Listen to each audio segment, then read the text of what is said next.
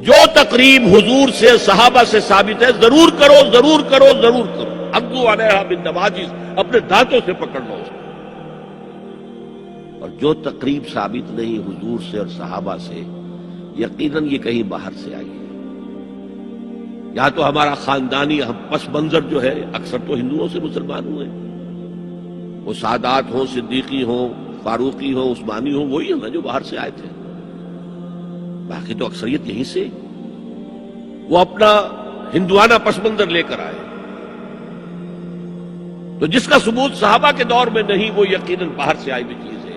اس میں پھر سادگی نہیں، اس میں کمی نہیں، جڑ سے کاٹو. اس بنیاد پر ہم نے 5 فیصلے کیے، ذرا سن لیجئے آپ بھی. اگر آپ کچھ سوشل ورک کرنا چاہیں اس کو عام کریں. نمبر 1، نکاح مسجد میں.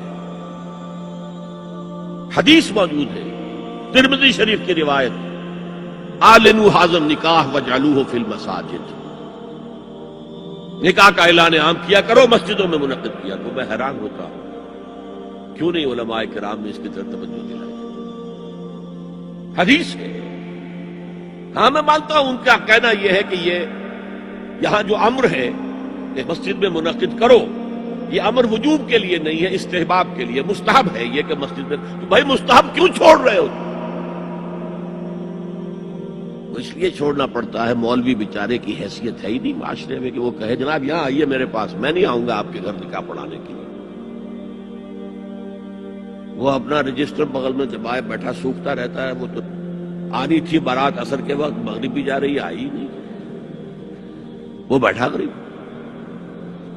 پہلے 20-30 روپے ملتے تھے، اب 200 300 400 ملتے ہیں. اور کیا ہے؟ میں نے انہیں یاد دلایا، دیکھو شرم کرو. عیسائیوں نے آج تک اپنے چرچ کی اور اپنے پادری کی عزت یہ رکھی ہے کہ شہزادے اور شہزادی کی شادی ہوگی وہ بھی پادری چرچ میں آئے.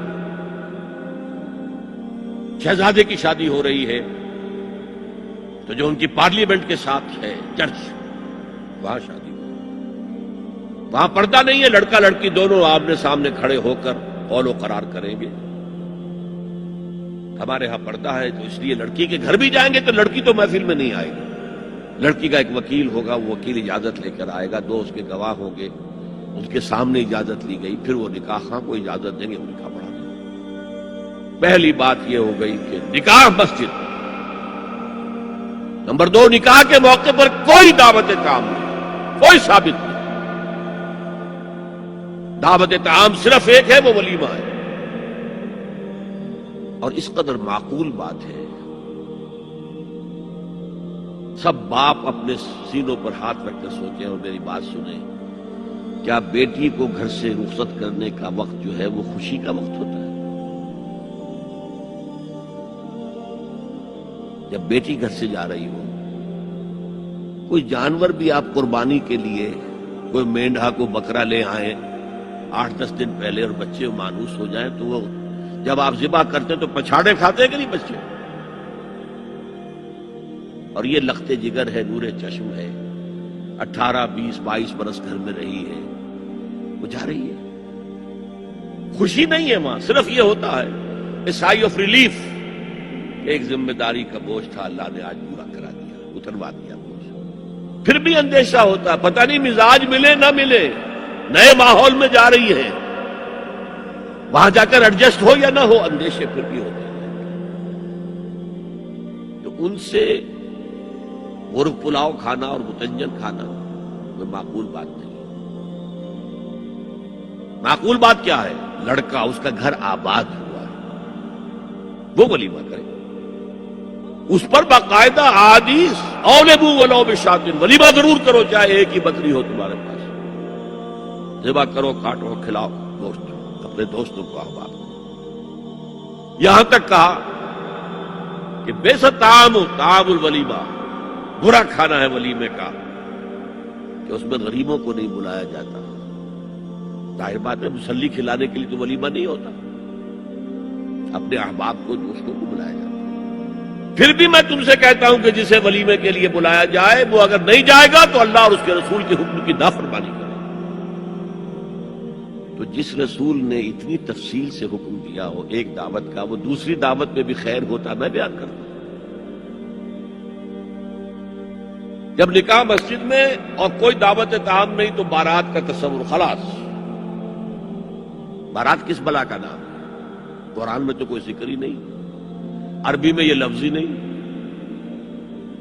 اجتماع طرفین مسجد میں ہوا، نکاح ہوا، لڑکی کو حضرت فاطمہ کو رضی اللہ تعالی عنہا کچھ خواتین جا کر چھوڑ آئی تھی اس حجرے میں جو ایک انصاری صحابی نے حضرت علی کو دیا تھا۔ ان کا تو کوئی گھر بھی نہیں تھا،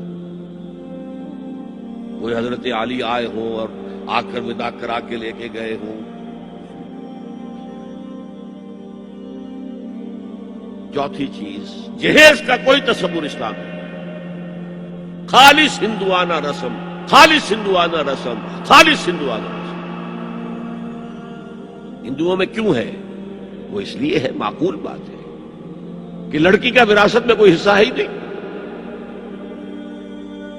وہ تو جب گھر سے نکل رہی ہے وہ دے دلا کے رخصت کر دو، دان دہیج، یہ خیرات ہے، لڑکی کا حق کوئی نہیں ہے گھر پر۔ اسلام میں تو لڑکی وارث ہے، والد فوت ہوں گے وراثت تقسیم ہوگی، والدہ فوت ہوگی کوئی ان کی ہے ملکیت وہ تقسیم ہوگی۔ شادی کے موقع پر کوئی جہیز اسلام میں قطعاً نہیں۔ غلطی سے حضرت فاطمہ کے جہیز کو جہیز کہہ دیا گیا، وہ جہیز کیا تھا؟ ایک پیسہ بھی حضور کے اپنی جیب سے نہیں تھا۔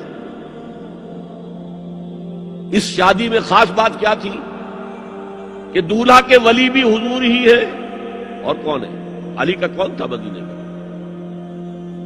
اور دلہن کے والد بھی حضور ہیں۔ اب حضور پوچھتے ہیں حضرت علی سے، تمہارے پاس مہر دینے کے لیے کچھ ہے؟ عرض کیا میرے پاس تو کچھ نہیں ہے۔ وہ فقراء صحابہ میں سے تھے۔ فرمایا مہر تو دینا ہے، تمہارے پاس ایک زرہ ہوتی تھی؟ جی ہاں زرہ تو ہے۔ انہوں نے یہ سمجھا زرہ تو جہاد کے لیے ہے، وہ دولت تو نہیں ہے۔ فرمایا جاؤ اسے بیچو یا گروی رکھ کے قرض لے کر آؤ۔ وہ گئے، حضرت عثمان نے خرید لی اور کچھ دنوں کے بعد واپس کر دی ہدیہ کر لیے، زرہ میں ہدیہ آپ کو کر رہا ہوں۔ اس وقت اگر کہتے چھوڑو علی، کہاں لو میں پیسے دے دیتا ہوں تمہیں، تو ان کی طبیعت پر بار ہوتا۔ اس پیسے سے حضور نے کچھ پیسے گھر بھیجے، اندر دلہن کو ذرا تیار کر،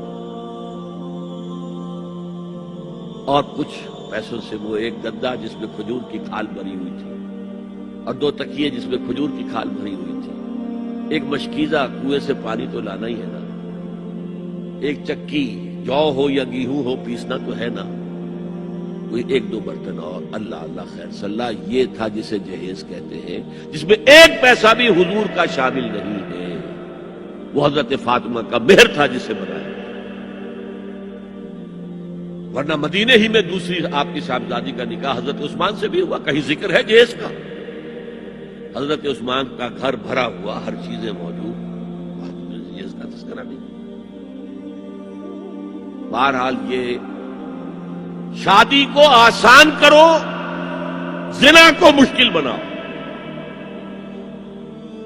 یہاں شادی کے لیے 9 من تیل ہوگا تو رادھا ناچے گی، ورنہ یہ کہ بڑی ہو رہی ہے، عمر ہو رہی ہے، سب کچھ ہو رہا ہے، لیکن کچھ تقاضے تو ہے نا، آخر کچھ تو کرنا ہوتا ہے نا، آخر کچھ نہ کچھ لوگوں کو تو کھانا کھلانا ہی ہوتا ہے نا، بارات تو آخر آئے گی ہی نا، کچھ نہ کچھ تو دینا ہی ہوگا، کچھ جوڑے کپڑے، کچھ یہ اسلام کا فلسفہ جو میں نے 4-5 باتیں آپ کو بتا، فلسفہ یہ ہے کہ لڑکی کے باپ پر ایک پیسے کا بوجھ نہیں، اس نے لڑکی پال پوس کے تمہارے حوالے کر دیا، اب اور کیا چاہتے ہو؟ سارا مرد آزماں مرد آفری، مرد کو چیلنج دیا ہے، تم مرد ہو، مہر تم دو گے۔ اور سب سے بڑھ کر کیا ہو رہا ہے آج کل بھی ہوتا ہے، ہمارے ایک کچھ کام ہوتے ہیں اسلامی، وہ بھی ہے کچھ وہی ہندوانہ پس منظر۔ نکاح کی محفل میں چھوارے کون لے کے آتا ہے؟ جی لڑکے والے، اور پلاؤ کن سے کھاتے ہیں؟ بھائی جس کو تمہیں مرغ پلاؤ کھلا رہا ہے وہ چھوارے نہیں بانٹ سکتا تھا؟ یہ ہے اسلام اور غیر اسلام کا امتزاج. چھوارے لڑکے والے لے کر آئے اور پھر دعوت اڑائیں گے لڑکی والوں کی طرف سے. میں نے سنا ہے, میں اس کی تصدیق نہیں کر سکتا, کہ میوات میں جو مسلمان تھے, جو شدی کی تحریک جن پر چلائی گئی تھی, اور بہت سے لوگ شدی ہو بھی گئے تھے, اور اس فتنے کے مقابلے کے لیے مولانا محمد الیاس رحمۃ اللہ علیہ نے یہ تبلیغی سلسلہ شروع کیا تھا. وہاں سنا ہے کہ یہ ہوتا تھا, ایک تو نام بھی آدھے ہندوانہ آدھے مسلمان. اب شادی کرنی ہے, اچھا مولوی جی